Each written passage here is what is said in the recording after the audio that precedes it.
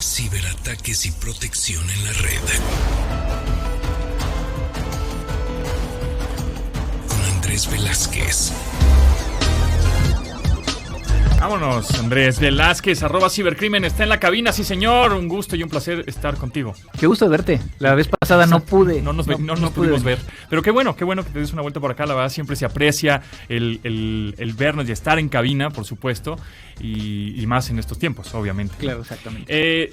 Andrés, @cibercrimen, tanto en Instagram como en Twitter, platícanos del ataque que sufrió Argentina, pero antes me gustaría como explicar un poco los diferentes tipos de ataque que existen, o algunos, porque hay muchísimos. Yo creo que recordarás aquellas bellas épocas cuando hablábamos del virus. El virus, ajá. El virus, ¿no? El virus, medio el virus. Y que estamos hablando de aquel virus que era, por ejemplo, el Natas, que borraba información de una computadora. El Satán, ¿no? Al revés. Exactamente, y venía en un disquete de 5 1/4. Sí, de los grandotes, de los flexibles. Exactamente, muchos de los que nos están escuchando a lo mejor ni siquiera saben qué es eso, ¿no? Así es que busquen ahí en su navegador. Floppy. Que es un buen nombre para una mascota, ¿no? Exactamente. Floppy. Mi gato se llama Floppy, o mi perro se llama Floppy. Y entonces, ese término empezó a cambiar. Y ya no le llamamos virus, ahora le llamamos código malicioso o programa malicioso a estas amenazas que llegan normalmente para poder llegar a hacer afectaciones en la computadora. Originalmente, como lo acabamos de mencionar, muchas veces buscaba destruir, fregar. Nada más porque sí. Nada más porque sí. Yo quiero destruir tu máquina nada más porque lo puedo hacer. Y ahora ha cambiado muchísimo. Ya no nada más es el tema de destruir para demostrar que el atacante conoce y puede llegar a hacerlo, sino lo que busca es obtener información personal o buscar un beneficio económico. Y el ejemplo claro de uno de los códigos maliciosos que más ha visto un gran éxito para poder llegar a recibir dinero es el tema del ransomware. Ransomware.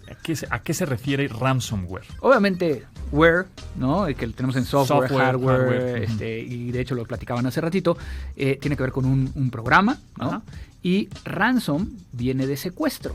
Ok. ¿No? Entonces un ransomware es un código malicioso que secuestra información. Información, tu máquina, tu dispositivo, tu lo que sea. ¿Te acuerdas en 2017 cómo el WannaCry llegó a cambiarnos la vida en aquel mayo de 2017 que afectó a nivel internacional y lo que hacía era que cifraba los archivos, es decir, no te permitía llegar a utilizarlos y dejaba una nota de rescate donde tenías que pagar en bitcoins precisamente para rescatar tu información? Sí, exacto. Es decir, se meten a tu máquina, la secuestran y te dicen hasta que no me deposites esta cantidad estratosférica de lana, no te regreso tu máquina, no te regreso la información.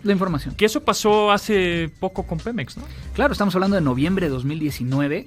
Pemex le pidieron $500 millones para poder llegar a recuperar la información.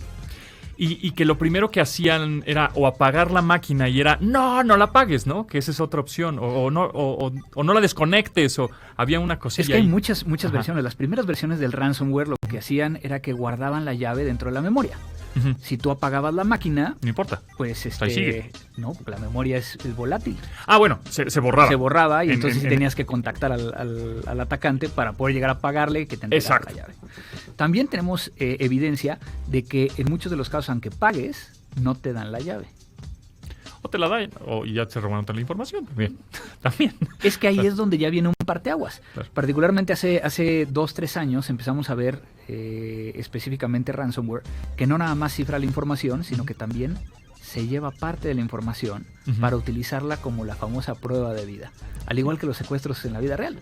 Claro. Entonces decir, mira lo que tuve acceso, me llevé una pequeña parte, si no me pagas, libero más. Sí, claro, y esta información es súper delicada, y si la pongo pública, pues ahí tú sabes. Obviamente, entre más sea una empresa grande la que se ve afectada, pues más puede llegar a haber una afectación.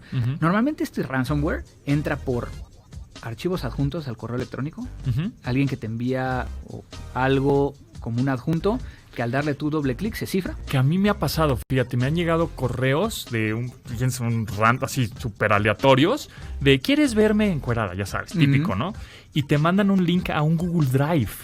Sí. Y dices, esto está rarísimo. O pues a veces te aparece un archivo que pareciera ser un zip, que te dice, te mando la factura. Claro. ¿no? Y pues realmente no es la factura, es un un malware, programa, es claro. un ransomware que entonces se puede llegar a ejecutar. ¿Por qué? Ahí es donde cambia precisamente este término de virus a un malware. Ujú. En muchas de las ocasiones el virus requería de una acción de un humano, Ujú. ahora el ransomware y el código malicioso ya no lo requiere. Por ejemplo, también puede llegar a entrar por carpetas compartidas. Ok. ¿No? Es decir, que con que tú estés conectado a internet, tienes Ya. carpetas compartidas, Por ahí te llega. puede llegar a infectar. Y las últimas versiones están entrando por versiones no actualizadas de máquinas Ujú. por medio del escritorio remoto de Windows. Ándale. Pues entonces, ¿cómo nos protegemos? O las empresas, por ejemplo, ¿cómo se podrían proteger? Hay muchas cosas que se pueden llegar a hacer, pero si no se protegen, Ujú. vamos a estar... O sea, no hay una forma sencilla de regresar a la información. Ok. La probabilidad de que recuperes tus datos es un muy caso. baja. Ajá. Entonces, obviamente tenemos que pensar desde un punto de vista de hacer respaldos, Ok. pero no como lo hacemos hoy en día. Sí. Quemo Como mi lo CD. hacíamos antes. Porque hay ransomware que si tú tienes estos discos duros virtuales, Ajá. ¿no? Google Drive, Sí, en la red, todos, en la nube, pues. en la nube, Ujú.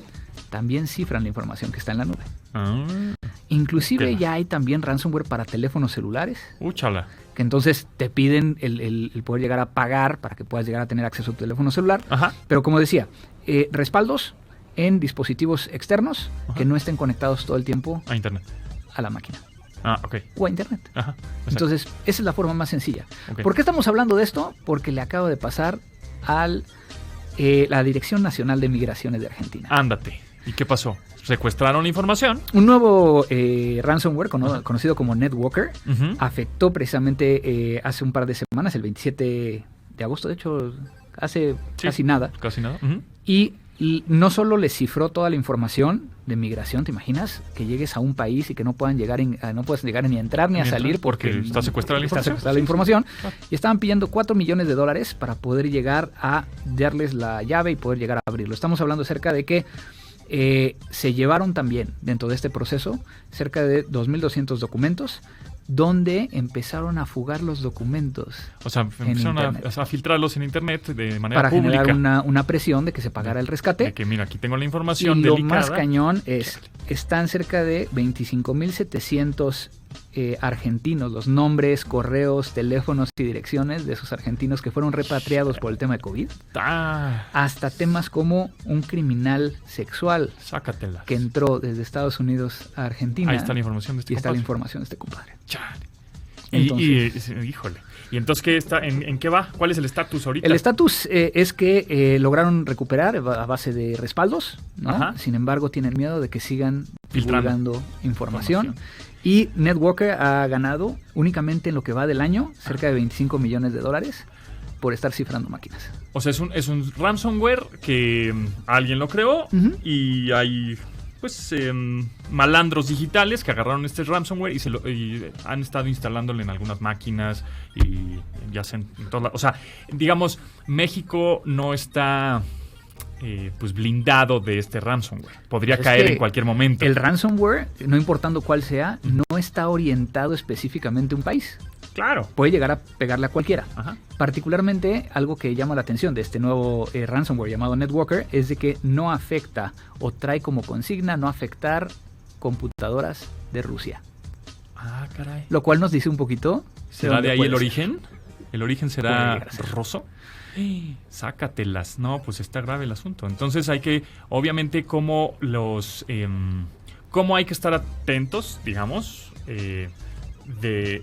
primero de cómo no caer en trampas, en ransomware. Y la otra es que la gente de ciberseguridad, cómo puede también estar atento y cómo estar actualizado de que, híjole, ya viene el ransomware, ya atacaron a Argentina, hay que estar atentos, o cómo le Es podrían bien hacer. interesante porque para nosotros que nos dedicamos a ciberseguridad hay algo que se conoce como indicadores de compromiso. Ok. Indicadores de compromiso son aquellas pequeñas cosas que podemos buscar en una máquina Ujú. o que podemos llegar a configurar que detenga cuando identifique eso en una máquina. Ok. Entonces, desde ese punto de vista de seguridad, pues es algo muy, muy puntual y muy específico. Ahora, ¿qué es lo que todo el mundo tiene que hacer? Lo que siempre hemos dicho, actualizar a las últimas versiones que no tengan esas vulnerabilidades, estar pendiente de cuáles son los riesgos y respaldar. Con esas 3 cosas yo creo que vamos a estar tranquilos. Creo que tendremos que tener una solución más, no sé si amigable para el usuario final, de tener esta ciberseguridad en la casa, ya no en la computadora, sino en la casa, porque tenemos Alexas y tenemos Google Assistant y tenemos Smart TVs y tenemos todo este tipo de dispositivos en donde se pueden colar, ¿no? Y de hecho estamos hablando de que también hay ransomware para Smart TVs, claro. También hay, o sea, a final de cuentas lo que quiere el atacante es bloquearte el acceso para poder llegar a que reciba el pago. Una lana. Entonces sí, el tema yo creo que principal es de que la gente dice yo no tengo nada que perder. Ajá. Sí, a mí que me van a buscar. Revisen bien. Que hay en su máquina. Es que revisen bien. Entonces yo creo que, como siempre lo vamos a decir en este programa, conozcan los riesgos. Decidan ustedes si actualizan o no, si aplican la solución. Piensen en las consecuencias, porque una cosa es saber quién lo hizo. Mira, este cuate filtró mis fotos. Muy bien. ¿Y si no sabes quién lo hizo? Claro. Pues ¿cómo le haces? No, pues las fotos quién sabe que dónde quedaron, tu información quién sabe quién la tiene, porque caíste en una trampa y... ¿no? Exactamente. En fin. Bueno, muchas gracias Andrés Velázquez, @cibercrimen en Twitter, en Instagram, para que le pregunten cosas muy interesantes acerca de la ciberseguridad y de las cosas que estamos viviendo ahora, que hay que estar bien protegidos digitalmente. Muchas gracias, nos vemos en 15 días y manténganse no solo seguros, sino ciberseguros. Vámonos tendidos. Sí, señor.